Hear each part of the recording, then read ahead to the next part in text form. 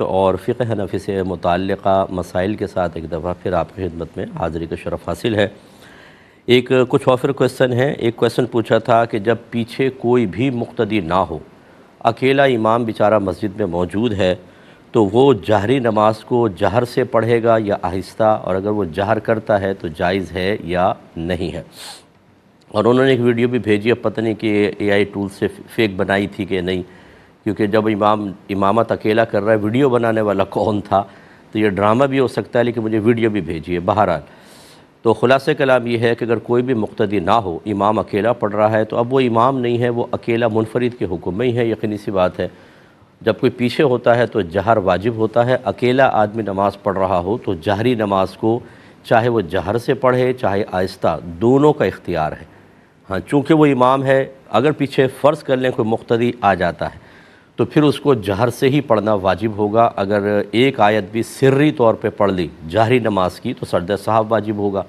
اس لیے انسب یہ ہے کہ ہو سکتا ہے آنکھیں بند کر کے پڑھ رہے ہوں تو بلند آواز سے ہی پڑھ لیں، تاکہ چلو، اور اگر کوئی یقین ہے کہ کوئی مقتدی آتا ہی نہیں ہے مسجد میں، بعض گاؤں کی مسجدیں ایسی ہوتی ہیں تو وہاں وہ بغیر جہر کے بھی پڑھ سکتا ہے، لیکن جہر سے پڑھنے میں تو کوئی مسئلہ نہیں ہے، اور بہتر یہی ہے کہ کسی کے آنے کے امکانات ہوں تو جہر کے ساتھ پڑھیں۔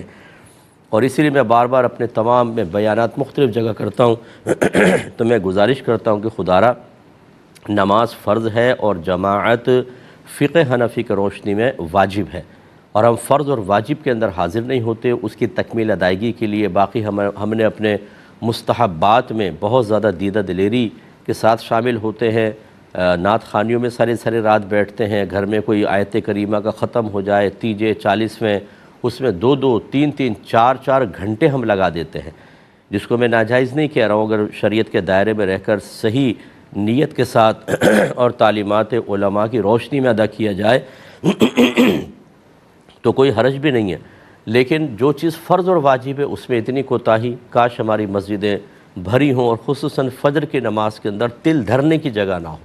لیکن ہم نے دیکھا ہے فجر میں امام کے ساتھ 4 5 6 نمازی ہوتے ہیں، اور خصوصاً اب سردیوں میں ایسا رویہ بالکل غلط ہے، میدان محشر میں سخت گرفت کا باعث ہوگا۔ یہ کہتے ہیں اگر کسی امام پر کسی مرڈر کی FIR درج ہو تو کیا وہ امامت کر سکتا ہے؟ لوگ ان کے بارے میں طرح کی باتیں کر رہے ہیں۔ پتہ نہیں پہلے میں نے شامل کیا تھا کہ مجھے یاد پڑتا ہے کیا تھا، لیکن بہرحال دیکھیں، جب امام کے ساتھ ایسا کوئی معاملہ ہو کہ وہ مجرم نہیں لیکن ملزم نامزد ہو گئے ہیں، ان پہ ایک الزام ہے، تو جب تک وہ اس سے کلیئر نہ ہو جائیں انہیں امامت نہیں کرنی چاہیے، بلکہ کمیٹی کو ریکویسٹ کرنی چاہیے کہ آپ فی الحال ہٹ جائیں، لوگوں میں تشویش پیدا ہے، ہو سکتا ہے کہ آپ کی وجہ سے بہت سارے لوگ اس مسجد کو چھوڑ کر اور جگہ چلے جائیں، اور اگر امام میں کوئی ایسی شرعی قباحت ہو کہ جو جماعت کے لیے قلت کا سبب بن رہی ہو تو ایسے امام کی امامت ٹھیک نہیں ہوتی ہے، بعض تو مکروہ تحریمی بھی قرار دیا ہے۔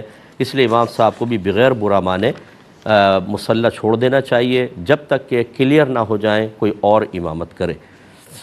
ایک بھائی نے پوچھا تھا کہ ہمارے گاؤں میں مسجد میں جو لوگ چندہ دیتے ہیں ان کا نام لیا جاتا ہے اور اعلان کیا جاتا ہے، کیا یہ جائز ہے؟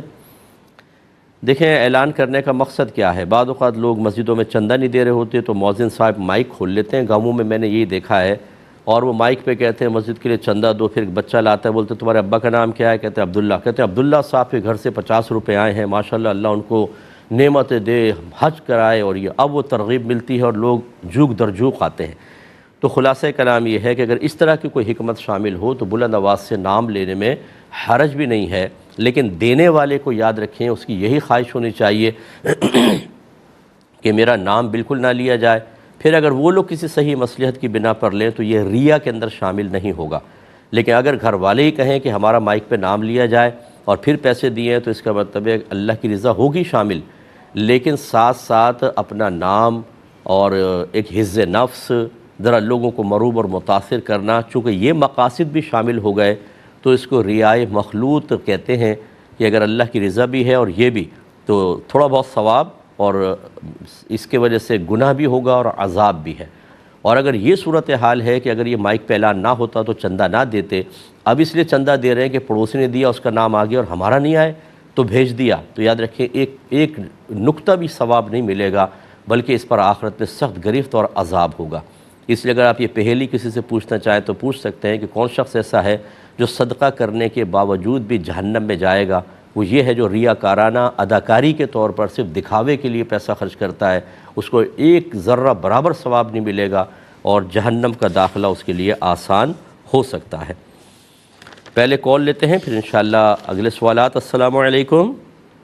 وعلیکم السلام ورحمۃ اللہ وبرکاتہ۔ جی مفتی صاحب، میرا کوشچن تیمم کے بارے میں ہے کہ اگر ہم گاڑی میں ٹریٹمنٹ کے لیے جا رہے ہوتے ہیں کہیں تو گاڑی میں نماز پڑھتے ہیں تو تیمم کا کیا صرف نیت ہی کافی ہوگی یا مطلب عبایا وغیرہ ہٹا کے ہاتھ پھیرنا ہوگا؟ ٹھیک ہے، اور میں انشاءاللہ عرض کرتا ہوں، انہی کا سوال لے لیتے ہیں۔ یہ اکثر کوشچن کرتی ہیں اور یہ ٹریٹمنٹ کے لیے آؤٹ آف سٹی بھی جاتی ہیں۔ اب اگر گاڑی کے اندر نماز پڑھنی ہے کیونکہ بعض اوقات روکتے نہیں ہیں تو پھر وضو اگر نہ ہو تو تیمم ہی کرنا ہوگا۔ اس کے لیے ہمارا مشورہ یہ ہے کہ یہ بھی، اور اسی طرح اگر آپ لانگ روٹ پہ جا رہے ہیں اور آپ کو یقین ہے کہ کہیں اترنے کا موقع نہیں ملے گا، آپ بھی، اور جو پلین میں سفر کرتے ہیں، بڑی لمبی لمبی فلائٹس ہوتی ہیں، تو وہ بھی اپنے پاس ایک چھوٹا سا چکنا پتھر رکھ لیں، اپنے بیگ میں رکھ لیجئے گا۔ اور چونکہ فقہ حنفی میں امام اعظم رضی اللہ تعالی عنہ کے نزدیک اگر آپ پتھر سے مسح کر رہے ہیں تو اس پر گرد و غبار کا ہونا، مٹی کا ہونا لازم نہیں ہے، اس پتھر سے بھی ہو سکتا ہے، تو اس سے تیمم کر لیں۔ تیمم کے لیے سب سے پہلے نیت لازم ہوتی ہے، شرط ہے، اگر نیت نہیں کریں گے تیمم نہیں ہوگا۔ یعنی یہ پاکی کی نیت کہ میں نماز کو یا نماز کو جائز کرنے کی نیت، یہ کرنے کے بعد پھر اس پتھر کو اپنے دونوں ہاتھوں پہ اچھی طرح ملے اور پھر اپنے چہرے پر مسح کریں گے، سر کے بالوں سے لے کر تھوڑے کے نیچے تک، ایک کان کی لو سے دوسری کان کی لو تک۔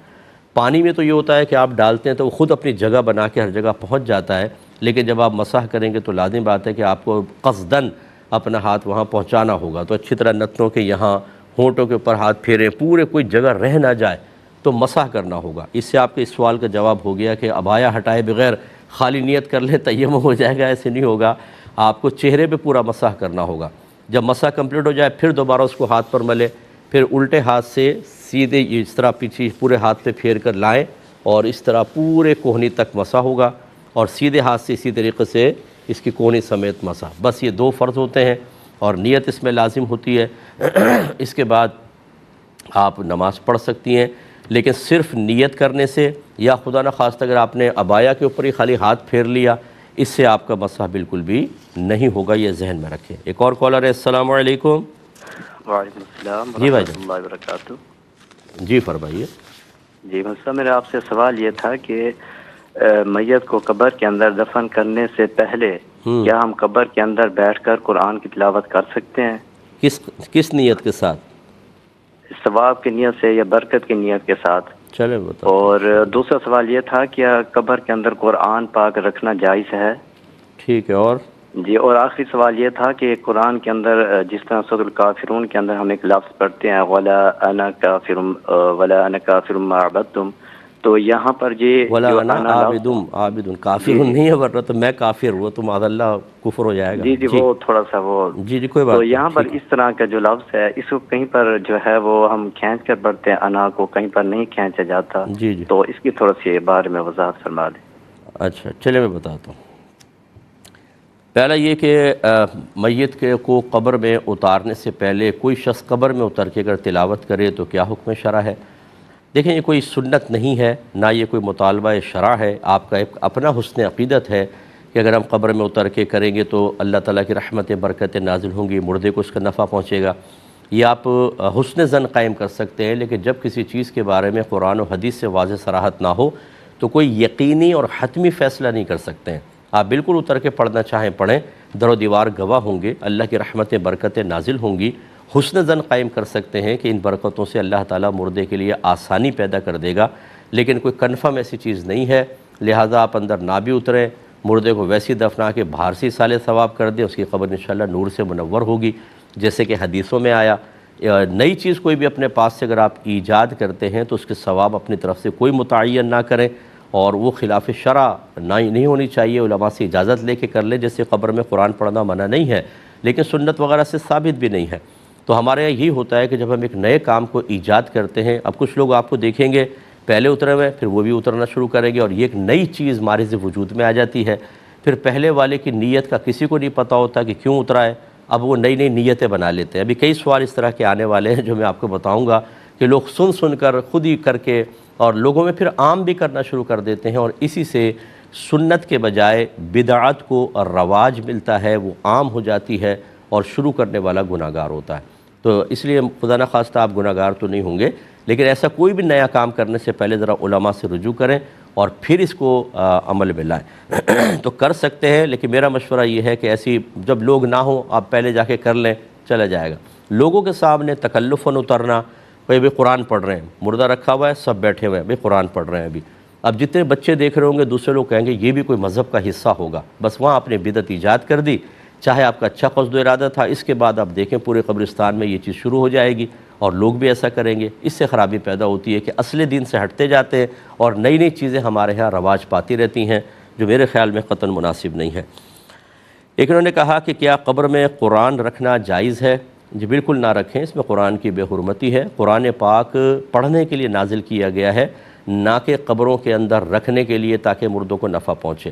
ہاں چند کلمات اگر کوئی جیسے عہد نامہ کے بارے میں کہا جاتا ہے یا کوئی شجرت شریف ہوتا ہے پیر صاحب کا، وہ بعض لوگ رکھتے ہیں کہ چلو میت کے لیے آسانی ہوگی، کہ ایسے بہت سے واقعات اکابرین سے منقول ہوئے ہیں کہ ان کے ساتھ اچھا معاملہ ہوا تو خواب میں آ کے انہوں نے بتایا، یعنی اللہ نے ان کو آنے کا موقع دیا، کسی کو بتایا، یا بعض بزرگان دین عالم کشف میں جن کو کشف قبور کی نعمت اللہ کی طرف سے حاصل ہوتی ہے، ان کو خود مردوں نے بتایا کہ ہمارے ساتھ ایسا ہوا، تو انہوں نے وہ چیزیں عام کی۔ لیکن بہرحال قرآن کے بارے میں تو کسی نے اجازت نہیں دی ہے اور مناسب بھی نہیں ہے۔ اور جب آپ کو ایسا کوئی کاغذ وغیرہ رکھیں بھی، ہمارا مشورہ یہ ہے کہ پلاسٹک کوٹنگ میں کریں اس کو، اور جیسے یہ مردہ لیٹا ہوا ہے اس کے دیوار قبلہ میں ایک تھوڑا گڑھا کھود کر اس میں رکھیں۔ میت کے اوپر نہ رکھیں کہ میت ہو سکتا ہے پھولے گی، پھٹے گی اور پھر وہ تمام چیزیں آلودہ ہوں گی، اور اللہ کا نام بابرکت چیز کو آلودہ کرنا مناسب نہیں ہوتا، اس لیے اس طرح آپ کر سکتے ہیں کہ قرآن کو نہ رکھیں۔ پہلے کال لیتے ہیں۔ السلام علیکم۔ جی وعلیکم السلام ورحمۃ اللہ وبرکاتہ۔ جی بھائی جان۔ جناب نذیر احمد بول رہا ہوں سر اکاڑا سے۔ جی فرمائیے۔ تو سر سوال پوچھنا تھا یہ کہ ہمارے ہاں نا سر عموماً قبر میں میت کو دفناتے وقت یا دفنانے کے بعد اذان دی جاتی ہے جی۔ ٹھیک ہے۔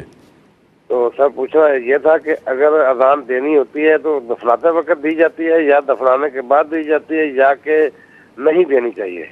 ٹھیک ہے۔ اور دوسرا سوال یہ تھا کہ اگر والد یا والدہ کی قبر پہ جایا جائے تو احسان ثواب کے لیے وہاں بیٹھ کر کچھ زیادہ ایسا کیا پڑھا جائے، کیا احسان ثواب کیا جائے پڑھ کے زیادہ کہ میت کو زیادہ سے زیادہ ثواب ہو جائے؟ ٹھیک ہے، اور میں انشاءاللہ عرض کرتا ہوں۔ یہ لے لیتے ہیں۔ اچھا بھائی نے فرمایا تھا کہ ولا انا عابد ما عبدتم، یہ انا میں اگرچہ الف مد ہے، الف مدہ جس کو کہتے ہیں کہ الف سے پہلے اگر زبر ہوتا ہے تو اس کو 2 الف کی مقدار کھینچتے ہیں، انا جیسے تھوڑا سا بڑا، با بو بی جیسے آپ نے سبق پڑھتے ہیں، تو یہ کہتے ہیں کہ لیکن یہاں پر الف کو نہیں کھینچا جاتا، ولا انا عابدم، انا کیوں ہے، یہ لمبا کیوں نہیں کھینچتے اور کیسے پتہ چلے گا؟ دیکھیں جس قراءت کو آج کل ہمارے یہاں فالو کرتے ہیں اس میں اس الف کو سائلنٹ پڑھا جاتا ہے، گویا کہ لمبا نہیں کھینچا جاتا، انا نون زبر نا پہ ہی بات ختم ہو جاتی ہے، اور اس کی علامت عموماً یہ ہوتی ہے کہ الف کے اوپر ایک چھوٹا سا گول دائرہ بنا ہوتا ہے جس سے آپ سمجھ جائے گا کہ اس الف کو نہیں پڑھنا ہے، لمبا نہیں کرنا۔ تو یہ قراءت کا مسئلہ ہے، ہو سکتا ہے کوئی دوسری قراءت کو فالو کرے کیونکہ قرآن 7 قراءتوں پر نازل ہوا اور وہ انا لمبا کر کے پڑھیں تو اس میں کوئی حرج بھی نہیں ہوگا، لیکن جو مشہور قراءت ہے جس کے تحت ہم پڑھ رہے ہیں اس میں اس الف کو سائلنٹ کر دیا جاتا ہے اور اسی طرح پڑھنا چاہیے۔ اور باقی کسی مقام پر اگر کوئی لفظ میں کسی پہ الف کے اوپر آپ کو گول دائرہ سے نظر آئے تو سمجھ جائیے کہ وہ اسی قبیل سے ہے اور اسی طریقے سے اس کو پڑھنا ہے۔ بھائی نے فرمایا کہ ہمارے ہاں قبر میں مردے کو بعض اوقات دفنانے سے پہلے، بعض اوقات دفنانے کے بعد اذان دی جاتی ہے، یہ کب دینی چاہیے اور دینی بھی چاہیے کہ نہیں دینی چاہیے؟ دیکھیں قبر پہ اذان باقاعدہ کوئی ثابت تو نہیں ہے نبی کریم صلی اللہ علیہ وسلم سے، لیکن جیسے بچے کے کان میں اذان دیتے ہیں یہ شریعت سے ثابت ہے، اور کیوں دیتے ہیں؟ برکت کے لیے۔ ایک دفعہ حضرت علی رضی اللہ تعالی عنہ غمگین تھے تو سرکار نے فرمایا کہ ان کے کان میں اذان دیں، یہ اذان غم کو دور کرنے والی ہے۔ اسی طریقے سے اکابرین نے فرمایا کہ جہاں آگ لگ جائے وہاں اذان دے، اللہ تعالیٰ آگ کو بجھا دیتا ہے، آسانی پیدا ہوتی ہے۔ اس وجہ سے پھر اکابرین نے اجازت دی کہ یہ اذان حقیقتاً وہ اذان نہیں ہے جو نماز کی خبر دینے کے لیے ہوتی ہے یا جماعت سے تھوڑی دیر پہلے کہ بھی فلاں وقت کی نماز کا وقت ہو گیا ہے، بلکہ یہ صرف اسی طرح برکت کے لیے ہے جسے بچے کے کان میں اذان دی جاتی ہے، اگرچہ یہ ثابت نہ ہو لیکن اگر کوئی اس کو کرتا ہے تو اس کی اجازت ہے۔ اکابرین نے باقاعدہ لکھا ہے اس کو کہ اس کی اجازت ہے، کوئی نہ کرنا چاہے تو لڑائی جھگڑا بھی نہ کرے، نہ یہ کرنا کوئی فرض اور واجب ہے، بس قصد و ارادہ یہ ہو کہ یہ میں ذکر الہی کر رہا ہوں۔ اور انشاءاللہ جو اذان کے فضائل نبی کریم صلی اللہ علیہ وسلم نے بیان فرمائے، جس سے کہ ایک فضیلت یہ ہے کہ جب کوئی مؤذن اذان دیتا ہے تو جہاں تک اس کی آواز جاتی ہے شیطان دور بھاگ جاتا ہے۔ اس کا مطلب یہ ہوا اگر آپ اذان دیں گے تو مردے سے آگ وغیرہ کے اثرات دور ہوں گے، اس کی گھبراہٹ دور ہوگی، برکات کا نزول ہوگا، شیطان دور ہو جائے گا۔ اس وجہ سے اکابرین نے اس کی اجازت دی ہے۔ وہ چاہے آپ مردے کو دفن کرنے سے پہلے، بہتر تو ہے کہ دفن کرنے کے بعد پھر کھڑے ہو کر اذان دے لیں، تاکہ اب کیونکہ وہ منکر نکیر آنے والے ہیں، اب اس کے لیے آگے اگر اچھے اعمال ہیں تو اچھا معاملہ، لیکن خدا نخواستہ برے اعمال ہیں تو ہو سکتا ہے کچھ عذابات قبر اس کی طرف متوجہ ہو جائیں، اور آپ کی دی گئی یہ اذان جو اس وقت اصلاً ذکر الہی کی حیثیت رکھتی ہے اس کے لیے باعث تخفیف بن جائے، تو اس لیے دفنانے کے بعد آپ پڑھ لیں۔ اور اگر کوئی نہیں پڑھنا چاہتا، وہی جیسے میں نے کہا اس میں جھگڑا بالکل نہ کریں، کوئی فرض یا واجب نہیں ہے، نہیں دی اذان کوئی مسئلہ نہیں ہے۔ یہ کہتے ہیں کہ والدین کی قبر پہ جا کے کیا ہم پڑھیں کہ ان کو زیادہ سے زیادہ فائدہ پہنچے؟ دیکھیں بہتر ہے قرآن پاک کی تلاوت کریں اور اس کا ثواب ان کو بخشیں، درود پاک پڑھیں اور ذکر الہی کریں۔ اسی طریقے سے قریب جو ہے قبر کے اوپر نہیں، قریب کچھ پودے لگا دیں، لیکن ایسے نہیں کہ دوسروں کی جگہ کور کر لیں آپ، یا چلنے میں لوگوں کو دقت ہو، تاکہ جب تک وہ پتیاں ذکر الہی کریں گی انشاءاللہ مردے کو انس حاصل ہوتا ہے اور عذابات میں تخفیف کے امکانات ہیں۔ جیسے وہ مشہور حدیث میں ہے کہ سرکار نے 2 قبروں پہ تر شاخ لگائی اور فرمایا مجھے یقین ہے کہ جب تک یہ شاخیں تر رہیں گی ان کے عذاب میں تخفیف رہے گی۔ تو علماء نے یہی اس میں لاجک بیان کی ہے کہ جب تک وہ شاخیں تر رہیں گی ذکر الہی کرتی رہیں گی، اور یہ ذکر الہی مردے کے لیے باعث تخفیف ہوگا، حالانکہ یعنی اس کے عذاب کے لیے باعث تخفیف ہوگا، جبکہ ہمیں ان کی آواز بھی نہیں آ رہی، لیکن اللہ تعالیٰ کو علم ہے، اللہ اس کی برکت سے ان کو رفع دے گا۔ اور یہاں تو ہم پڑھ رہے ہیں، آواز بھی آ رہی ہے اور مردہ سنتا بھی ہے اللہ تبارک و تعالیٰ کی عطا سے، اور قریب کی چیزیں گواہ بھی بن رہی ہیں، تو یہ قرآن پاک وغیرہ پڑھ کر ضرور بخشے، بہت اچھی بات ہے۔ ایک بھائی نے کویسچن کیا تھا کہ کیا جنت البقیع کی مٹی جو قبرستان ہے مدینہ شریف کا، کیا یہ زمانہ نبوی صلی اللہ علیہ وسلم والی ہی مٹی ہے، یعنی اس وقت سے ابھی تک وہاں قائم ہے؟ اگر ایسا ہے تو کیا ہم وہاں کی تھوڑی بہت مٹی اٹھا کر برکت کے لیے لا سکتے ہیں؟ دیکھیں پہلی بات تو یہ کہ کوئی کنفرم نہیں ہے کہ وہاں کی وہی والی مٹی ہے کہ نہیں، کیونکہ اتنا اس میں تبدیلیاں ہو چکی ہیں۔ پہلے والی جو بڑے بڑے قبور تھی، قبے تھے باقاعدہ، وہ مسمار کر دیے گئے، ان پہ بلڈوزر چلایا گیا، دوبارہ مطلب یہ کہ ان کو قبروں کو بنایا، اور ہو سکتا ہے بہت ساری نئی مٹی ڈالی ہو، اس لیے کوئی کنفرم نہیں ہے کہ یہ اس میں ابھی تک زمانہ نبوی والی مٹی موجود ہے۔ اور فرض کر لیں اگر ہو بھی تو قبرستان سے اس طرح مٹی اٹھا کر لانا شرعاً جائز نہیں ہے، وہ قبرستان وقف ہوتے ہیں اور وقف کی کوئی بھی چیز اپنے قبضے میں آپ نہیں لے سکتے ہیں۔ اور تیسری چیز یقیناً اگر شرطے نے آپ کو دیکھ لیا تو وہ آپ کو روکے گا، ڈانٹے گا، ڈپٹے گا، کوئی برا بھلا کہے گا، تو ایک صرف اس شوق میں کہ مٹی اٹھا کر لے آئیں آپ اپنے آپ کو ذلت پر بھی پیش کریں گے۔ جو قبور میں تقریباً 10,000 کے قریب صحابہ کرام مدفون ہیں، جو بھی قریبی صحابی کا مزار ہوگا اس کے چیخنے چلانے سے ان کو پریشانی ہوتی ہے، اذیت ہوتی ہے، ایسی چیزیں نہ کریں، جائیں آپ ایصال ثواب کریں، اللہ کی بارگاہ میں دعا کریں اور ادب سے واپس آ جائیں۔ یہ کہتے ہیں کسی شوہر نے بیوی سے کہا جا دوسرا شوہر کر لے، غصے میں کہا تھا طلاق ہو گئی یا نہیں؟ دیکھیں اس میں شوہر کی نیت معلوم کر لیں کہ کیا تم نے طلاق کی نیت سے کہا تھا۔ اگر وہ کہتا ہے کہ ہاں میں نے طلاق کی نیت سے کہا تھا، طلاق ہو جائے گی، یا وہ کہے کہ نہیں میں کچھ نہیں جانتا اور بیوی الزام لگا رہی ہے کہ طلاق، تو شوہر کو کہا جائے گا آپ قسم کھا کر انکار کر دیں کہ میرا ارادہ طلاق کا نہیں تھا۔ تو اگر وہ اقرار کر لے تب بھی ہو جائے گی، اگر وہ قسم کھانے سے انکار کر دے تب بھی ہو جائے گی، اور اگر وہ قسم کھاتا ہے کہ میرا ارادہ بالکل طلاق کا نہیں تھا تو پھر ان الفاظ کنایہ کو مان لیا جائے گا اور بیوی کو طلاق نہیں ہوگی۔ تو یہ شوہر پر موقوف ہے، اس کی نیت معلوم کرنے کے لیے قسم کھلوا لیں۔ ایک بھائی نے کہا تھا کہ یہ جمعے میں بیان سے پہلے بعض لوگ مائک پر کافی دیر تک نعتیں پڑھتے رہتے ہیں، جس سے جو لوگ نماز پڑھتے ہیں پہلے سنتیں ان کو شدید تکلیف ہوتی ہے۔ کیا یہ جمعے کے بیان سے پہلے اس طرح نعتیں پڑھنا ضروری ہوتا ہے؟ جی بالکل ضروری نہیں ہے، نہ نعت اس طرح پڑھ سکتے ہیں کہ لوگوں کو تکلیف پہنچے، نہ قرآن پاک کی بلند آواز سے تلاوت کر سکتے ہیں۔ بعض لوگ مسجد میں بیٹھے ہوئے بلند آواز سے قرآن پڑھتے ہیں اور کوئی نماز پڑھ رہا ہوتا ہے، یہ بھی شرعاً جائز نہیں، آواز کو پست کریں۔ یہ نہیں کہہ سکتے آپ کہ بھی آپ نماز پڑھتے رہو، ہم تو نعت پڑھیں گے، چاہے تم ڈسٹرب ہو اور تم نعت کو منع کر رہے ہو، اس طرح بالکل ایموشنل بلیک میلنگ کی حاجت نہیں ہے۔ مائک پر ویسے ہی غیر ضروری طور پر جبکہ کوئی کوئی جیسے ایک تو ہوتی ہے کہ محفل ہو رہی ہے، کوئی جلسہ رکھا ہوا ہے، اس میں محلے والوں کا بھی ایک ذہن بنا ہوتا ہے کہ چلو ٹھیک ہے جی قرات ہوگی، نعت ہوگی، ہم شریف ہوگی، بیان ہوگا، تو وہ بیچارے برداشت کر لیتے ہیں۔ لیکن اس طرح جمعے کی نماز سے پہلے ہر جگہ یہ رائج نہیں ہے، بعض جگہوں پر بلند آواز سے پڑھتے ہیں، پورا محلہ بھی ڈسٹرب ہوتا ہے، اور خصوصاً نمازی، یہ چیز صحیح نہیں ہے۔ نعت کو موقوف رکھا جائے جب تک نمازی نماز پڑھ رہے ہیں، اس کے بعد کوئی نہیں ہے تو پھر آپ وہ بھی آہستہ آواز میں، ایسا کہ لوگوں کو تکلیف نہ ہو، اس کا خیال رکھنا بہت ضروری ہے۔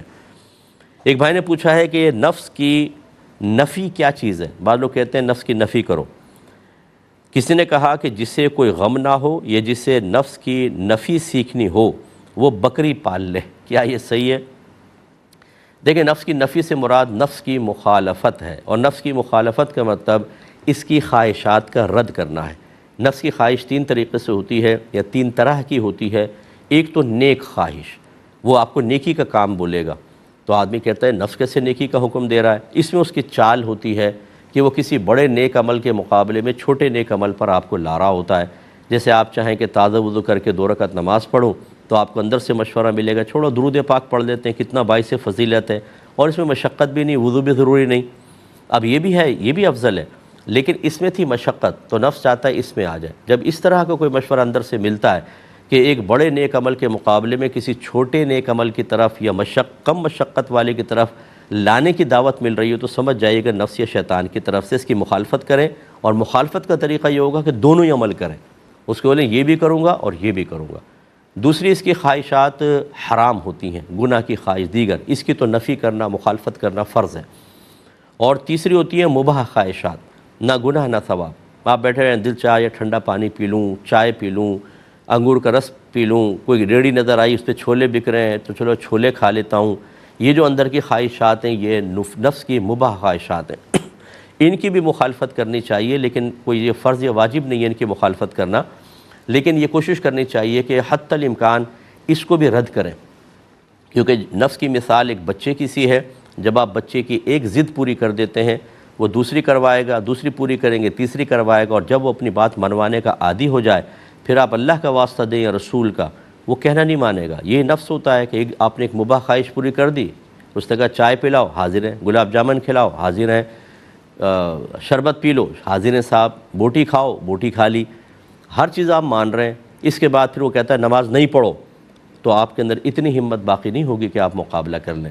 اس لیے بھی ان مباح خواہشات سے رک نہیں سکتا آدمی، تو اس میں طریقہ یہ ہوتا ہے کہ جیسے 10 خواہش یہ ذہن بنا لیں کہ روزانہ جتنی مباح خواہشات ہیں ان میں سے 5 تو ایسی ہوں گی کہ میں رد کروں گا اور بالکل نہیں کروں گا، 5 ڈیلی ایسا کریں، اور باقی جو میں پوری کروں گا وہ فیس لے کے پوری کروں گا۔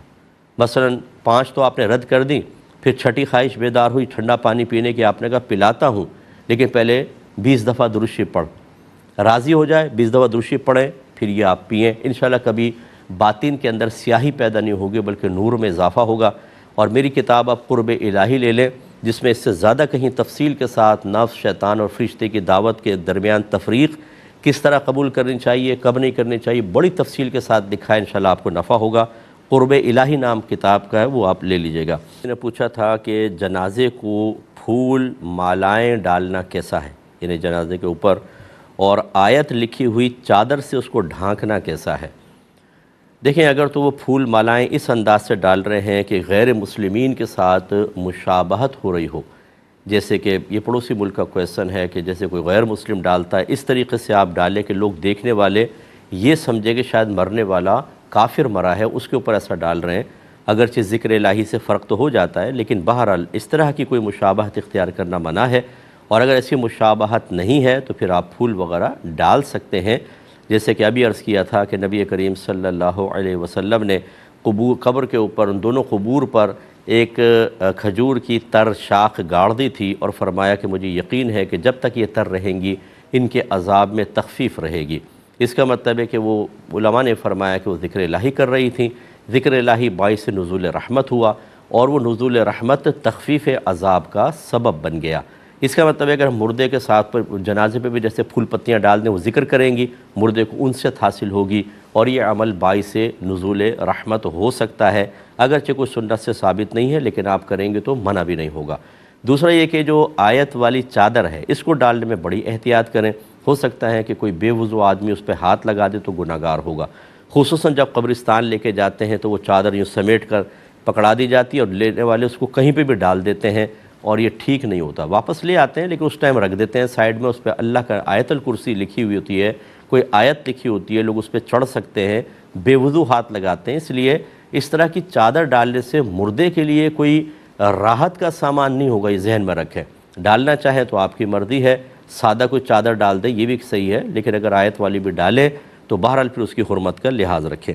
پچھلے کوئسچن میں ایک بات رہ گئی تھی، انہوں نے کہا تھا کہ کسی نے کہا ہے کہ جسے کوئی غم نہ ہو یا وہ نفس کی نفی سیکھنی ہو تو وہ بکریاں پال لے۔ پہلے یہ بالکل غلط قول ہے۔ پہلی بات تو یہ ہے کہ جسے کوئی غم نہ ہو بکریاں پال لے، تو کیا غم حاصل ہونا، پریشانی حاصل ہونا یہ کوئی اتنی مثبت چیز ہے، اتنی اہم چیز ہے، اتنا باعث بلندی درجات ہے کہ بکریاں پال کے اپنے آپ کو غم میں ڈالو، کیونکہ پہلے غم نہیں تھا؟ بالکل احمقانہ سا مشورہ ہے یہ۔ ہو سکتا ہے کسی بزرگ سے ایسی چیز منقول ہو تو پھر سیاق و سباق دیکھیے گا، وہاں اس کا کوئی صحیح محل ہوگا۔ مطلقاً لوگوں کو مشورہ دے دینا بالکل ٹھیک نہیں ہے۔ نبی کریم صلی اللہ علیہ وسلم نے فرمایا کہ اللہ تبارک و تعالیٰ سے آزمائش کا سوال نہ کرو بلکہ عافیت کا سوال کرو، کہ اللہ ہمیں غموں سے پاک رکھ، آزاد رکھ، پریشانیوں سے دور رکھ، نہ یہ کہ ہم پریشانیاں پالیں جان بوجھ کر۔ دوسرا یہ کہ نفس کی نفی بکریاں پالنے سے نہیں ہوتی۔ اگر ایسا ہوتا تو جو بکریاں چرا رہے ہیں سارے کے سارے ولی بن چکے ہوتے، یا کم از کم بہت متقی پرہیزگار ہوتے۔ بعض بکریاں چرانے والے تو نماز تک نہیں پڑھتے، نفس کی مخالفت کیا ہوگی؟ یہ کیسے وہ مطلب صرف بکریاں چرا کے نفس مغلوب ہو جائے گا؟ اور خاص طور پہ جو پیشہ ور ہوتے ہیں کہ بکریاں چرانے کے پیسے لے رہے ہیں، ان کی نفس کی نفی کا کیا تعلق؟ وہ تو پیسے کے لیے سارا کام کر رہے ہیں، اس لیے اس قول کو بیان نہ کیا جائے۔ ایک بھائی نے فرمایا کہ جس عورت کے بچہ پیدا ہو، یعنی جس گھر میں، تو کیا اس روم میں نماز اور قرآن پاک کی تلاوت کر سکتے ہیں؟ اور کیا اس عورت کے بستر پر کوئی مجبور ہو کر مجبوری کی صورت میں بیٹھ سکتا ہے یا نہیں؟ جی بالکل کر سکتے ہیں۔ وہ بہن اگر بچہ پیدا ہوا ہے جو بلیڈنگ ہوتی ہے، جس کی زیادہ سے زیادہ مدت 40 ڈیز ہوتی ہے، 40 دن، یہ نفاس کہلاتا ہے، اس میں یقیناً عورت ناپاک ہے۔ لیکن ہمارا مذہب اسلام یہ نہیں کہتا کہ جس گھر کے اندر، جس کمرے کے اندر کوئی حائضہ خاتون ہو یا نفاساء میں سے کوئی ہو، اس کمرے میں داخل ہونا یہ آپ کے لیے مصیبت بن جائے گا، یا آپ وہاں قرآن پاک نہیں پڑھ سکتے کیونکہ وہ ناپاک عورت ہے۔ سیدہ عائشہ صدیقہ رضی اللہ تعالی عنہا، بخاری کی روایت خود فرماتی ہیں کہ سرکار صلی اللہ علیہ وسلم میری گود میں سر رکھتے تھے اور قرآن پڑھتے تھے، اور میں اس وقت حائضہ ہوتی تھی۔ اب دیکھیں نبی کریم نے تو نفی فرما دی اس چیز کی، کہ اس طرح کے ذہن میں لانا یہ بالکل ٹھیک نہیں ہے۔ آپ اس میں بالکل قرآن پاک کی تلاوت کر سکتے ہیں، ذکر الہی کر سکتے ہیں، اور ایسے اس کا بستر کوئی ناپاک تو نہیں ہو گیا۔ حالت جنابت ہو یا حالت حیض و نفاس، یہ نجاسات حکمیہ کہلاتی ہیں۔ نجاست حکمی ہوتی ہی وہ ہے جو نہ نظر آتی ہے، نہ اس کو چھو سکتے ہیں، نہ وہ ایک شخص سے دوسرے شخص کی طرف منتقل ہوتی ہے۔ یاد رکھیں، بستر عورت کا پاک ہے، اس پہ بالکل آپ بیٹھ سکتے ہیں، مجبوراً کیا بغیر مجبوری کے بھی بیٹھ سکتے ہیں۔ تو خدا را اپنے گھروں سے ان خرافات کو باہر نکالیں۔ اور اس پہ پھر میں ایک مشورہ دوں گا، میری کتاب طہارت کے مسائل و احکام، ہر گھر کی بہت سخت ضرورت ہے، یہ آپ لیں۔ جو ہماری خواتین نے گھروں میں یہ اس طرح کے مسائل پیدا کیے ہوئے ہیں نا، اس کا حل آپ کو پتہ چلے گا اور صحیح شریعت سیکھنے کا موقع ملے گا۔ یہ بھائی کہتے ہیں کہ ہم نے بچی کا نام مریم فاطمہ رکھا ہے، تو کیا اس طرح دو نام ملا کر بچی کے لیے رکھ سکتے ہیں؟ جی بالکل رکھ سکتے ہیں، کوئی منع نہیں ہے۔ مریم نام کا اپنی برکت ہے، فاطمہ نام کی اپنی برکت ہے، دونوں کو ملا لیں تو کوئی حرج نہیں ہے، کر سکتے ہیں۔ یہ کہتے ہیں کہ میری بہن کے سسر سے جھگڑا ہو گیا اب نتیجہ نکلا کہ وہ جب بھی کوئی تقریب کرتے ہیں، خوشی کرتے ہیں، تو ہم دونوں کو نہیں بلاتے اپنے گھر میں بالکل۔ تو وہ کہتے ہیں کہ جب کہ ہمارے ماں باپ وہاں پہ چلے جاتے ہیں اور وہاں جا کر ذرہ برابر یہ نہیں کہتے کہ ہمارے بیٹے کو بھی انویٹیشن دینی چاہیے تھی، اس کو انوائٹ کرتے، آپ کچھ نہیں کہتے۔ لیکن پھر جب ہم کوئی خوشی کرنے لگتے ہیں تو ماں باپ ہمیں فورس کرتے ہیں کہ بہن کے سسر کو بھی بلاؤ، ان کے گھر والوں کو بلاؤ، اور نہیں کریں تو ناراض ہوتے ہیں۔ کیا حکم شرع ہے؟ دیکھیں، پہلی بات تو یہ ہے کہ اگر کوئی آپ کو نہیں بلاتا، آپ بلائیں۔ نبی کریم صلی اللہ علیہ وسلم کا یہی فرمان علی شان ہے کہ جو تم سے توڑے تم اس سے جوڑو۔ یہ کتنی پیاری تعلیم ہے۔ اگر وہ اوائڈ کرتے ہیں، آپ کو نہیں بلاتے کسی وجہ سے، تو آپ بلائیں ان کو، کوئی مسئلہ نہیں ہے۔ دوسرے ماں باپ بیچارے مجبور ہوتے ہیں، وہ بچی کے سسرال کا معاملہ ہے، وہ اس لیے کہ اگر آپ کے گھر میں کوئی تقریب ہو اور آپ بہن کو نہ بلائیں، ان کے سسر وغیرہ کو نہ بلائیں، تو بہن کو وہ ٹونٹنگ کریں گے، ٹارچر کریں گے۔ اس وجہ سے ماں باپ مجبور ہوتے ہیں۔ ماں باپ کی مجبوری کو سمجھیں، اور جب ماں باپ وہاں پر جاتے ہیں تو یہی مجبوری آڑے آ جاتی ہے کہ وہ ان کو یہ نہیں کہتے کہ ہمارے بیٹے کو کیوں نہیں بلایا۔ بلائیں گے، جھگڑا شروع ہو جائے گا، اور پھر یہ تو کر کے آ جائیں گے، ان کی بیٹی یعنی آپ کی بہن بچی کے لیے مسئلہ پیدا ہوگا۔ سچویشن کو سمجھیں۔ اچھی چیز یہ ہے کہ آپ جھگڑا ختم کیوں نہیں کرتے؟ اگر ان کی غلطی نہیں ہے تب بھی جا کے ایک دفعہ معافی مانگ لیں اور چلیں پیچ اپ کر لیں۔ بہت اچھا ہے کہ سب پیار محبت سے رہیں، انا کا مسئلہ نہ بنائیں، اور اس طریقے سے پھر یہ معاملات بڑھتے رہتے ہیں۔ آپ کی کوئی بھی غلط حرکت آپ کی بہن کے سسرال میں اس کے لیے مسائل پیدا کر سکتی ہے۔ ساری سچویشن سمجھیں، اور اگر ماں باپ کہتے ہیں کہ بیٹا انوائٹ کرو اور آپ کا دل نہیں مان رہا، تو ماں باپ کی اطاعت بہرحال اس صورت میں واجب ہے، آپ کو ماننی ہوگی۔ انہوں نے پوچھا بتائیں کون غلط ہے کون صحیح، میں نے آپ کو بتا دیا۔ بعض چیزوں میں آپ بھی صحیح ہوں گے، لیکن صورتحال آپ کی مسئلے کی یہ ہے کہ آپ ماں باپ کو اگر غلط سمجھتے بھی ہیں کہ وہ انصاف نہیں کر رہے، تب بھی صورتحال ایسی ہے کہ ماں باپ کے قول کو فوقیت دیجیے، اسی میں بھلا ہے۔ چنانچہ ماں باپ کو ہم بالکل غلط یہاں پر نہیں کہہ سکتے ہیں۔ ایک کویسچن بچے نے کیا تھا کہ میں ایک اسکول میں جاب کرتا ہوں اور وہاں ویڈیو ایڈیٹنگ کا میرا کام ہے، ویڈیو ایڈٹ کرتا ہوں اور پھر مجھے سوشل میڈیا پر ڈالنی ہوتی ہے۔ اس کے لیے جو سافٹ ویئر میں یوز کرتا ہوں اس کی ماہانہ فیس 2000 روپے ہے، تو میں وہ استعمال کرتا ہوں۔ لیکن کہتے ہیں کبھی ایسا ہوتا ہے کمپنیز کی طرف سے جن کے سافٹ ویئر ہوتے ہیں وہ خود اپنی قیمتیں یا فیسز کم یا زیادہ کرتے رہتے ہیں۔ تو جب میں نے وہ سافٹ ویئر استعمال کرنا شروع کیا تھا، ان کی ماہانہ فیس 2000 تھی، اب وہ 1500 ہو گئی ہے، لیکن میں اسکول میں نہیں بتاتا، اسکول سے 2000 ہی لیتا ہوں۔